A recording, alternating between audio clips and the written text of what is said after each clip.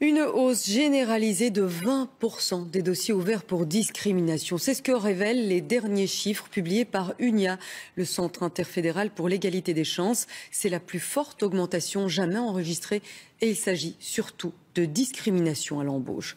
Sophie Mergen. Elle a un diplôme d'ingénieur et pourtant c'est sur les planches qu'elle se retrouve à raconter son histoire.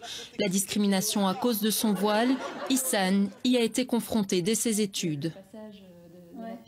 J'étudiais à la Salve Business School et j'étais apparemment la première fille en foulard à arriver en deuxième année. Et là, un professeur m'a demandé en fait de soit retirer mon foulard, soit de quitter le cours. Et puis au moment de chercher un emploi, le problème du voile est encore remonté à la surface. Comme j'avais une distinction en fait l'année précédente, on me contactait systématiquement.